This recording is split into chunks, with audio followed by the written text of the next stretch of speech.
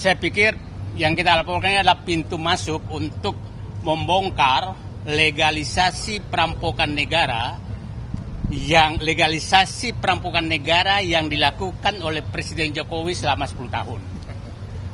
Legalisasinya banyak sekali melalui PSM, penyiaran tambang, pengambilan hutan, perkebunan, lahan dan lain-lain, itu pintu masuknya. Nah, PIK 2 itu adalah puncak gunung es terjadinya kehilangan aset negara yang diserahkan kepada pihak swasta lewat kewenangan yang melebihi kekuasaan yang melebihi kewenangan.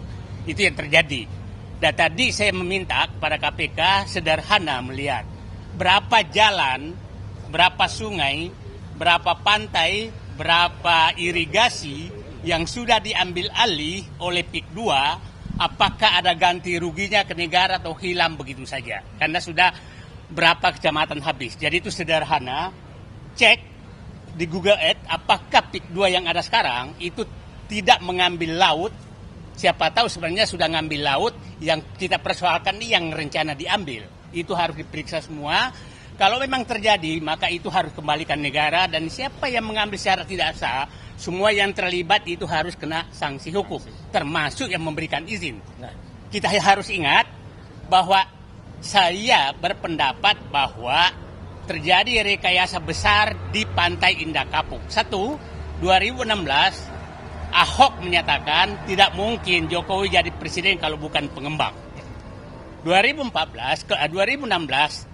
Ketua Abdesi yang menyatakan, dan Abdesi ini adalah kepala desa yang di PIK 2, menyatakan mendukung Jokowi 3 periode. Di akhir masa jabatan Jokowi menerbitkan PSN PIK 2. Jadi sangat susah dibantah bahwa pusat kekuasaan pengendali Jokowi adalah PIK 2. Itu saya pikir kesimpulan yang gampang sekali. Itu saya pikir jadi di KPK, kita berharap KPK udahlah masuk yang jalan sederhana saja, periksa aset negara yang sudah diambil. Jadi confirm yang dilaporkan adalah aguan Jokowi atau ada nama lain? Kasus itu kita laporkan siapapun yang terlibat, mulai kepala desa sampai kepada presiden, ya harus diperiksa semua. Percaya nggak Pak KPK bakal memanggil aguan Pak? Berani? Makanya kita semua hadir di sini kawal. Ya. Ini ada tambahan nih. Ya. Percaya nggak? Percaya nggak? Oke, terima kasih teman-teman. Saya mau ngasih update dulu ya soal pengaduan kami ke Barreskrim Polri pada tanggal 17 Januari yang lalu, bahwa tadi malam kami sudah bertemu dengan tim dari Barreskrim Polri di kantor PP Muhammadiyah untuk mendalami pengaduan kami. Kami sudah sampaikan secara gamblang terkait dengan siapa dalang di balik pemagaran laut dan soal HGB palsu itu. Dan mudah-mudahan dalam waktu yang cepat Mabes Polri akan segera menetapkan ya dalam kasus pemagaran laut ini, dan sekarang sudah masuk dalam tahap penyelidikan. Itu yang pertama. Lalu yang kedua, terkait dengan kunjungan kami ke KPK, kami juga tadi meminta konfirmasi kepada pimpinan KPK apakah Aguan masih berstatus tersangka dalam kasus korupsi tahun 2016. Itu yang perlu diklarifikasi, karena sejauh ini kami belum mendapatkan update apakah dia statusnya tersangka atau tidak. Karena informasinya Aguan pernah dilakukan pencegahan untuk ke luar negeri. Itu yang kedua. Yang ketiga, saya minta juga kepada KPK untuk segera periksa kembali mantan Bupati Tangerang, Ahmad Zaki Iskandar, karena dia mengatakan bahwa PIK 2 tidak ada hubungannya dengan PIK 1. Dulu pernah diperiksa oleh KPK. Jadi sekarang terang benderang bahwa PIK 2 adalah bagian dari PIK 1. Dan kami yakin itu sangat terjadi kasus-kasus korupsi di dalamnya. Demikian penjelasan dari kami. Terima kasih. Ya, saya tambahan. Oke, Julius Ibrani PBI. Saya teknis saja karena pertanyaan teman-teman kan teknis. Di mana korupsinya?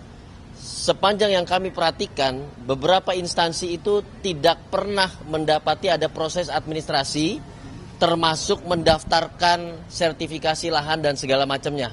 Ya, dalam kasus reklamasi Jakarta itu modusnya selalu suap. Dia suap sehingga tidak perlu ada proses di PTSP, tidak perlu ada proses pemeriksaan, tiba-tiba dalam waktu 1 hari sertifikatnya jadi. Apa pengalaman KPK di perkara itu? Silakan cek dalam kasus-kasus ada pemanfaatan. Ketika terjadi sertifikasi berarti terjadi pemanfaatan. ketika terjadi pemanfaatan, maka harus dipastikan negara mendapatkan apa. Kalau negara tidak mendapatkan apa, di situ terjadi kerugian negara. Titik sampai di situ. Ya, dua hal itu sudah amat sangat sederhana buat KPK dan sudah amat sangat mudah untuk diusut oleh KPK. Kepada siapa? Silakan cek, ada swasta di situ, ada Aguan dengan Agung Sedayunya di situ, ada anak perusahaannya yang setelah kita cek di sana, perusahaannya, kantor-kantornya tiba-tiba berubah jadi tempat apa dan segala macam, tidak mampu diidentifikasi. Apakah domisili hukum badan hukum yang seperti itu diperkenankan untuk mengajukan sertifikat? Saya pastikan tidak. Seseorang yang mengajukan sertifikasi lahan, itu domisili hukumnya harus jelas. Harus ada pemeriksaan, ini kantornya bodong, perusahaannya bodong atau tidak. Tapi setelah kami cek, semua berubah, tutup, tidak ada staf dan segala macamnya. Pak Gufron sudah di lapangan. Artinya apa? Ada dugaan, tanda kutip, itu adalah badan-badan hukum yang fiktif, yang dipakai sebagai nomini. Di lapangan kami temukan juga bahwa banyak KTP warga tanpa izin digunakan sebagai nomini dari pemilik-pemilik sertifikat itu. Tanya KPK, istilah nomini ini istilah momok buat KPK. Dia adalah modus untuk mengaburkan korupsi-korupsi yang dilakukan. Jadi ini indikatornya sangat mudah lah bagi KPK untuk memeriksa itu. Dan yang paling penting, yang paling penting adalah kita bicara ini untuk siapa? Bukan untuk Said Didu, bukan untuk Abraham Samad. Masyarakat di sana semua terdampak. Nelayan yang tadinya hanya butuh 1 drum untuk melaut, sekarang butuh 3 drum karena dia harus keliling jauh. Ya, itu bahayanya juga sangat ada di depan mata. Kenapa? Tidak ada plang, tidak ada lampu. Sewaktu-waktu dia bisa menabrak dan tenggelam di laut itu.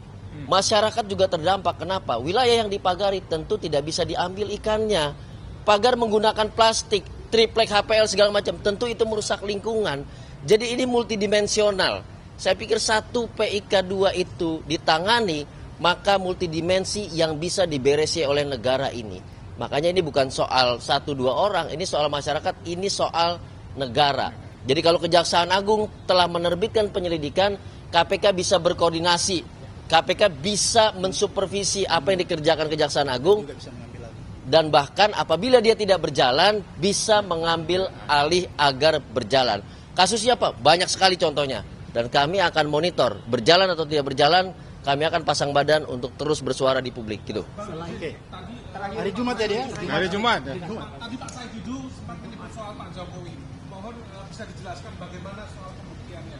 Tadi kan Pak Said Didu... Gampang, cek Ibu Iriana pernah ke Desa Kohot nggak? Cek itu gampang.